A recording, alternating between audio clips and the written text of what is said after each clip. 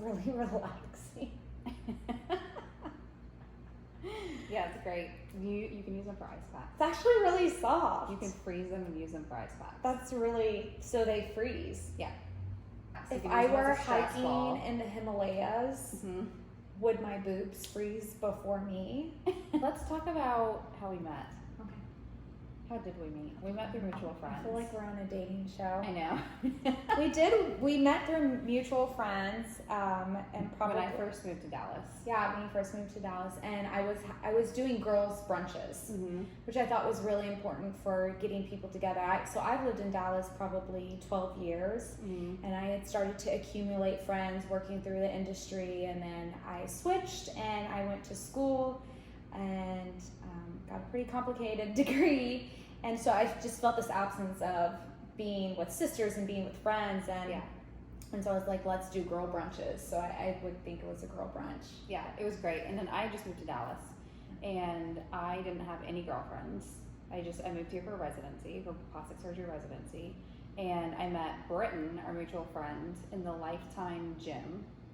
That makes sense. And she was like, you have to come to these girls brunches that Misty throws. She's like, do you have any good girlfriends in Dallas? And I was like, no, I'm looking for them. I only know people in hospital, like people in medicine. Like I need other friends. So sweet. Oh, I didn't know that side. Yes. That's so sweet. And then my husband and I actually, our first date was one of your Christmas parties. Yeah. Oh, I remember the Christmas parties. That was so fun. Oh, I wish we could do that again. When we were doing it, I was like, once we stop doing these, everyone's gonna miss them. Yes. So, yes. Aw. But that was our first date So fun. at your Christmas party. You brought so many people together. So tell us what your degree is in. What are you studying? Clinical psychology now. I have a degree in neuroscience, so I'm a big science nerd. Yes, I love that. Yes, We come together on that. Big science nerds. We love talking about like real data, real science, like cool things, but also really cool applications too of science. So you always have like a really interesting perspective, and you do really cool things. Thank you. With that, and you're a lifelong learner too, which I feel like I am too. Yes, I just love to learn. Definitely. I was like, oh, one degree isn't enough, so no, we need more. So Misty came into my office earlier this week to talk about breast implants, and we had a really good conversation. Who is this, by the way? Sorry, this is Twinkie. Can she be here? She can be here. It's fine.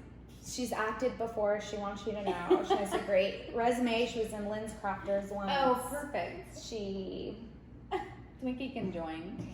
Twinkie can join the conversation. But we had a great conversation about breast implants, and there were so many things that we talked about that we were like, this should be common knowledge for other women, or at least accessible knowledge to other women. And so we thought that we would kind of talk through it again and talk about breast implants and just common things that women want to know or should know that either don't have them or have them. So you have breast implants. Yes. How many years ago did you get them? I want to say I've had breast implants for about 8 years, but I still had really big questions. I kind of got them on a whim. I, made sure it was a certain age because everybody kind of in Dallas is doing it, and I didn't. I wanted to be able to not wear a bra, so I want to say I was probably like 27, 28 when I got them, and I still had questions after. The one thing I remember being upset about was that I couldn't lay on my stomach. No one told me that before I got them, and then I was like, I can't lay on my stomach, but I'll be honest, I still do lay on my stomach. Sometimes I just put like a pillow here and a pillow here. It's fine now. It's totally I'm fine. a stomach sleeper, so. You can't really control how you sleep, and like sleep is more important than, I don't know, I guess how perfect your breasts are. When I was healing, it wasn't bad. I kind of had this mechanism of having a pillow behind me in every area, and I was just like this. I took my medication as directed and stayed in a steady state, so I at least knew about the steady state. And like once you get the medication in you, at first you feel like it's not doing anything, but eventually you hit what's called a steady state, and you want to take your medication on time and the right amount. You don't need to take more, you take the right amount, and you just kind of stay in a state where it was bliss for me. I remember I had peanut butter in case I felt nauseous. Yeah. So the peanut butter would kind of help, keep my stomach. I hope this is all right. You're sharing your experience. Okay, I had peanut butter in case I started to feel nauseous, and then I did electrolyte water. So Yeah, my staying hydrated is super important. One of the questions that you had for me was, do I have to get my implants changed out at 10 years? Implants aren't forever. Like, once you have implants in your body, as a breast implant specifically, it's not a forever thing. You probably will need to have it replaced at some point. A statistic that I think is very important to know is, like, what's your risk of rupturing an implant? Well, you can see so many videos online of these being run over by cars, like crazy stunts. I think the only one that didn't make it through was like being shot out of a cannon. Like, some guy shot it out of a cannon and of course it exploded. But your actual risk of rupture comes out to be about 1% risk per year that you have implants. Okay. So that's your baseline risk of it rupturing. And so that's a reason why you would have it replaced. Like, your implant ruptures, you should have it replaced. It's not an emergency surgery. It's not like, oh, you have to be rushed to the operating room. You just have it replaced in a timely manner. But do you have to have it replaced if you don't have any problems just because you're coming up at around 10 years? And the answer to that is absolutely not. Okay. Yeah, that's what I was wondering. It's like, oh no, it's 8 years. I gotta start thinking. I gotta start planning my surgery.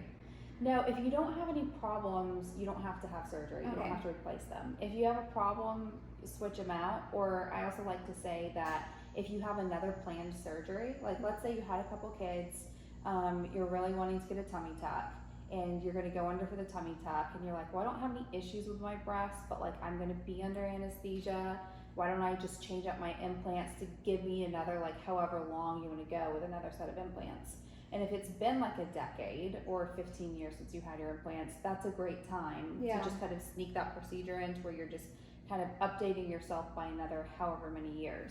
And also there's a chance that the technology with the implants could have changed by that time, and you would be getting an upgraded, better technology implant, which with time, like you talk about the implants that plastic surgeons put in like the 70s and the 80s and the 90s, is very different from the implants that are put in today. Like they're up to date technology wise, they're fantastic.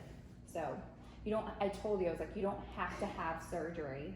You know, if you're happy and you're healthy and you don't have any problems with your breasts, don't just get it just to get it. Yeah. Well, it's still good to know who a good person is to go to. And after talking to you, or talking about kind of a new technique that you're doing, so whenever I got my breast implants, they're fully under the muscle, but your procedure is a little different all the time or sometimes. I like to plan my surgeries based around the patient entirely. Right. Like, I think the most important thing in a patient-doctor relationship is understanding what you want and what your needs are and what your goals are.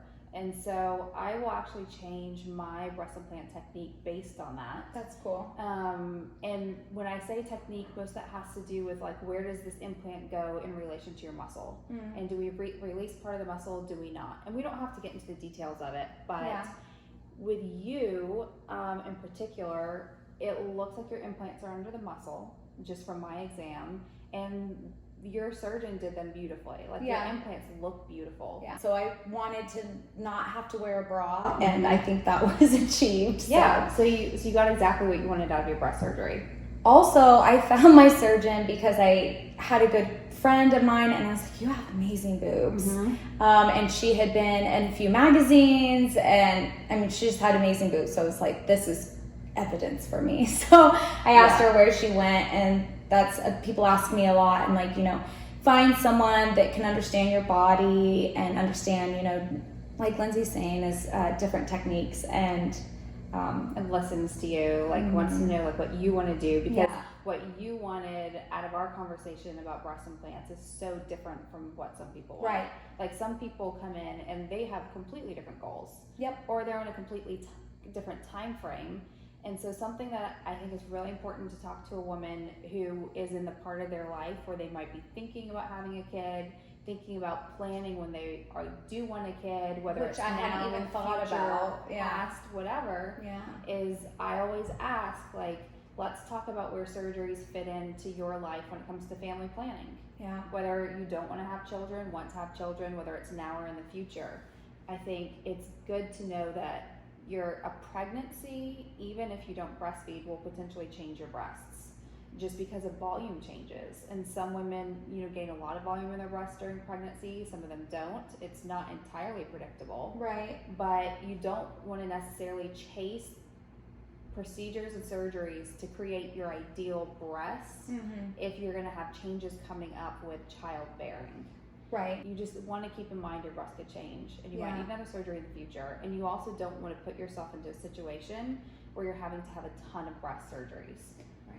So I always say, like, kind of think about your family planning, think about when you want to have it done, think about the fact that your nipples may drop once you have kids, you may need a lift in the future, or maybe you don't know that, but you won't know it until after childbearing. Right. And, you know, breastfeeding. We talk about breastfeeding. Yeah. Can you breastfeed when you have implants? You can breastfeed when you have implants.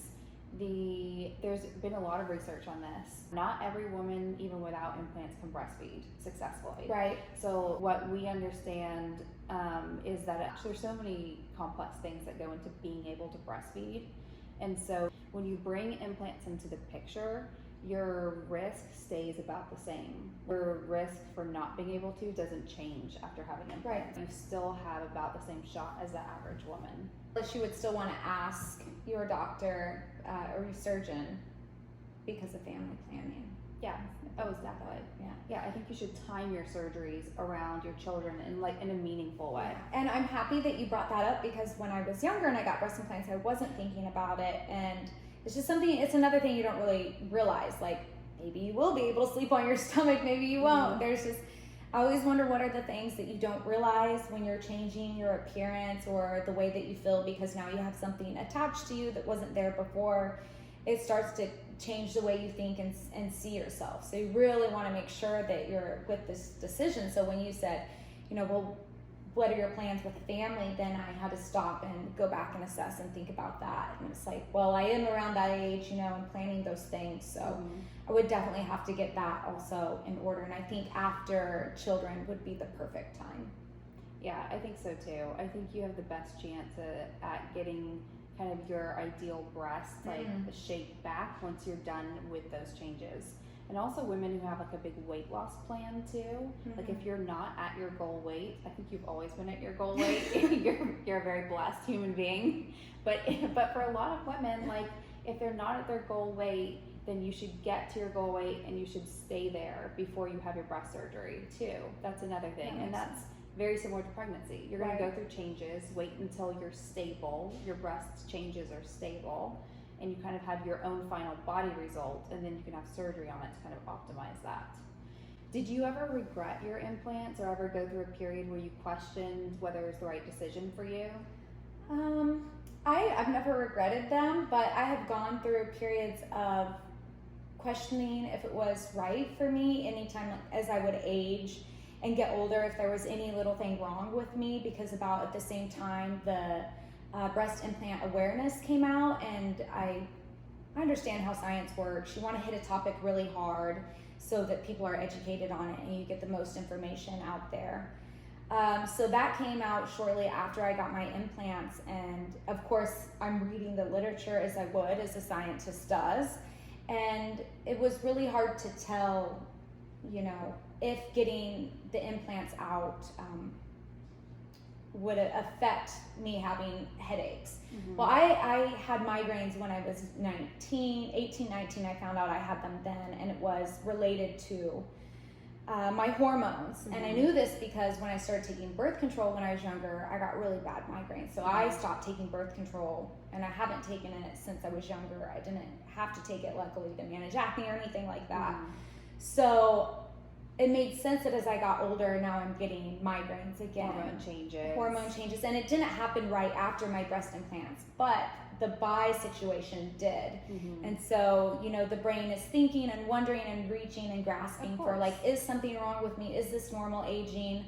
Eventually I found out on some of the groups, there's really good groups out there. Some of the women in the groups were like, I took my breast implants out because I thought XYZ, and that wasn't the case. And those things are still wrong with me, or nothing was ever wrong with me. I got them out as a precaution, or because I was told to do it, you know, in 10 years. And then the women are saying that they can't get implants put back in because their skin was too thin, or that it would look really difficult. There were some women that got implants put back in, and they say this was after they had them taken out, and they had the tissue around the breast taken out. and they said their breasts just didn't look the same. And so for me, I was grappling with the idea of like, you know, why take out something out of me now that I'm not having problems with. So ultimately I was like, I think I'm overreacting.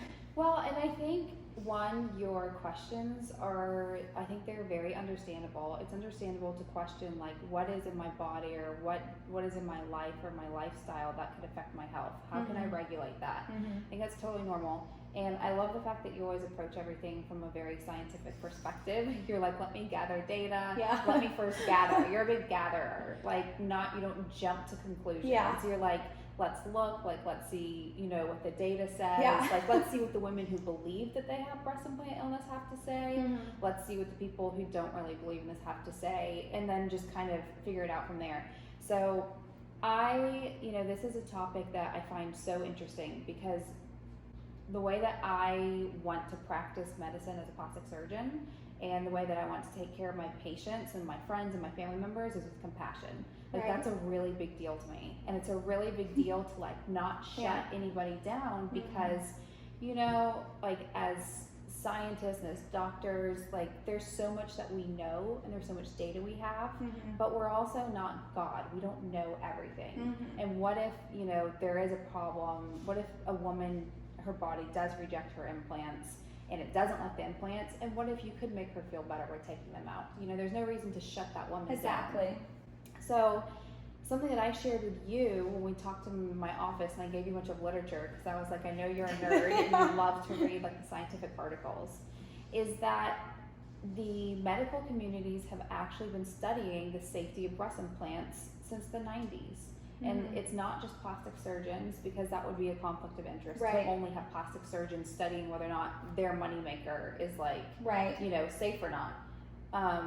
Which, by the way, taking implants out is also a huge moneymaker. So there's a conflict. I had started to wonder about too. all of it. There's some people who make an enormous amount of money off of trying to attract women who think that they have breast implant illness and taking their implants out. So both sides are moneymakers. So I wouldn't say that implants equal like plastic surgeon's best interest, because also taking them out can be a plastic surgeon's like money best interest. But anyway, all the research that's been done, it's been done by the medical communities, it's been done like by big centers, and people who didn't have a conflict of interest. And the bottom line is that there's no provable association between, you know, these systemic diseases or systemic problems like migraines. And breast implants. Which, you know, you noticed because of the way that you think about things critically. Oh, I actually had migraines before I had breast implants. And, you know, so what do? You go and see a neurologist who's, you know, specifically takes care of people with headaches, and they have a whole lot of tools to figure out, you know, like let's get to the bottom of this instead of like just kind of transferring over that to an implant problem. But something I wanted to talk about that's very interesting that the plastic surgery community has been discussing in our meetings over the past couple of years, because it's like new information as this kind of evolves, is that even though there's no like causation link between the two, women who truly believe that they have a systemic illness, like they feel poorly because of their breast implants, when you take them out, they feel better. If a woman chose to put breast implants into her body, she can absolutely choose to take them out. And maybe it was something that was on her mind and was so stressful on her mind and such a mental burden for her, wondering if it was causing problems, that once you take them out, they feel better. So it's very interesting. It's not like they cause a problem, but in some cases, women actually do feel physically relieved once they're out. So I think at the end of the day, just like anything, it's a patient by patient thing. I told you there's no data to support. You're happy, you love your body, you have beautiful breasts, you had a great breast augmentation with a great surgeon. And so there's no reason to chase something that has no link to, you know, anything. But if you came to me and you had said, my breast implants have never felt right, they feel funny, they're uncomfortable, like my body seems to like, I have issues like here, it hurts, and I'm just, you know, wondering if my body doesn't like breast implants, if I should have them removed, then I would do everything I could to help, you know, get to your goal and take your implants out. Which I think is also important when you're talking to a provider, because And I would kind of test this with my friends that are in med school or other scientists or people in the community. I'm like, so what do you think about this subject? And I knew what I was doing by asking it. But I also know there's outliers in science. And so I'm just not one of the outliers. Like, I didn't end up having any kind of symptoms, and it doesn't hurt, it doesn't feel funny, I don't dislike my breast. Like, I'm not an outlier. I even did my genome testing. I didn't do that because I was worried about my breast. I did genome testing because I'm a nerd. So I got my genome tested to see if I had a certain gene that would interfere with any kind of implants or anything like that. And to also know more about my body. So I think it's a really good answer for your provider to be able to offer you literature and knowledge and procedures on both. Because I have had friends that have had their breast implants taken out, but I feel like no two breasts are the same. No, not even our own, as you said. Yes. We're not symmetrical. Yes, exactly. So for the reasons that some of my good friends have taken theirs out, it might have been that they were much older, they were a different kind of breast implant, or that it really, interfered with something in their bodies. So yeah, or sometimes, but it wasn't a lot of friends. It was like one or two friends. So, and some women just decide that they don't like breast implants anymore. Like, some women age out of it and they're like, this isn't my aesthetic anymore, and I want to be natural, and that's fine too. Yeah, I've had patients that did that just because they were purely just like, this isn't my look anymore. Like, I want to be natural. In their body, we have had some changes over the years, and they were more like perimenopausal women, and I took their breast implants out and they're like, I'm so happy. Aw, I love that. But they were also happy with their implants for like 20 years. So right. Do you do reductions as well? Yeah, absolutely. So I do breast reductions for women, one, who just have big breast baseline, like they just struggle with big breasts and like, back pain, neck pain, shoulder grooving. It's a great procedure, and oftentimes I think those patients are like some of the happiest plastic surgery patients, because not only do you change how they look and you get them more youthful, like you lift their nipple, make their breasts look perkier, but then they're also relieved from having all of this like pressure off their back. Yeah. I also do reductions or lifts for women when they have their implants out, because your breast changes over the years when you have an implant in. So that's interesting. Your breasts before you had your implants will not look like the same breast when this is taken out. Right. Some women are fortunate enough that they have enough breast tissue that once you take it out, you can kind of work with it without making big changes, and it can heal very pretty.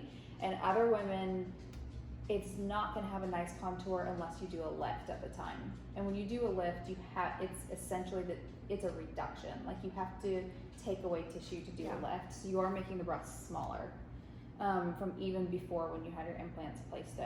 So it's not the same for any woman, because no woman has the same amount of breast tissue around their implant. Women have different sizes of implants.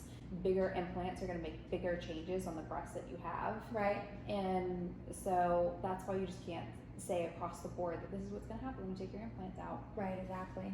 And that was something else I was wondering, because I'm like, well, maybe as I get older, I don't actually know if I want implants forever. So if I get them taken out, then would I do a lift? And then now I'm like thinking, my mind is just teeming with ideas to have like the cute small breasts, like how would I'm like, will we be able to shape them that way? Well, there's no guarantee. And then on the other hand, there's my mother, who has really extremely large natural breasts. And so for my mom, it's something I thought about offering her, like seeing if I could ever get her in with a consultation with you, because they do get in the way of her everyday life. She does have back pain. She's already had back surgery. So now it's like she's getting older, and I have to find, as a scientist, I know there's, I got to get her healthy and make sure it's far enough away from our last, most recent surgery with her spine. But I know that everything can be different from person to person. So I've had patients who their whole life changed after they had a breast reduction, after you take that weight off. Some women would avoid the gym because it was so hard for them to work out. Right. And then after the breast reduction, they go to the gym every day, and they're like, I feel like I can work out now. Like, I don't feel so burdened, like on the treadmill. Yeah. When I run, it's not like flopping everywhere. I have to wear yeah. 4 sports bras to try to contain them. Yeah.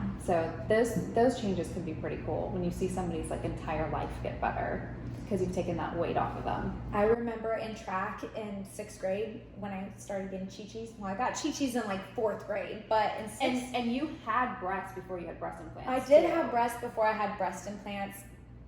Again, the reason that I wanted breast implants was to not have to wear a bra. So I had breast, I developed early, and I remember having to wear 2 or 3 sports bras because at first as you're going through puberty and you start to get breasts, I was like, what are these things? And I was very active, so it did hurt for them. So I can only imagine what it's like for someone. What's the largest breast size? Like an E, a double E? Like, oh, it's beyond. Beyond, like yeah. You can't measure it. My mom couldn't even find bras that would fit her. So as I'm going through puberty, there's always a question of, are you going to take after your mom's side or your dad's side? And so I luckily was somewhere in the middle. But because of that and having breast tissue and developing early, stretch marks. I was actually, that's another good topic. I was really plagued by stretch marks when I was 18, 19, because I was showing my chest more as I was getting older and kind of going through that phase. But I was so embarrassed about my stretch marks because my breast tissue had started to grow when my body I was so young. Yeah, you're growing fast. It was growing so fast, and then it stopped. And so my main thing was like, I want these to be up without a bra, because the underwire is uncomfortable. I can't imagine what that would be like with someone that has very large breasts naturally. It can't be comfortable. Oh no, no, not at all. You had like the classic reason for wanting implants and a great reason for getting implants, because you can't deliver it with any other surgery, is you wanted the fullness up top. You wanted, when you had a dress on or when you had something that showed your breast a little bit more, that you had nice fullness up here, but you can't really get with a natural breast. Right, that because makes sense. You're sloping and most of your breast is kind of sitting in the bottom of your chest. I think that's why you're so happy, is because you got them for a reason that really made sense, and that's what you got out of it. And so it's great. It's a great procedure for people like you. I think so too. But stretch marks are a hard topic. Stretch marks are genetic. Like, some people can have like 5 kids and not have a stretch mark on their body. My mom, I don't think, has stretch marks, and she had 5 pregnancies. Aww. And like, I think she's just genetically like, that's great. Me, as soon as I hit puberty, I had stretch marks anywhere I was growing, you know? And so, I think my brothers even have them here on their arms from working out. Yes. Or so that makes sense. Yeah, I know I have a tendency for it too, and I think if we had the answer to stretch marks, right, whoever had the answer to stretch marks would be a bajillionaire. I've looked for years.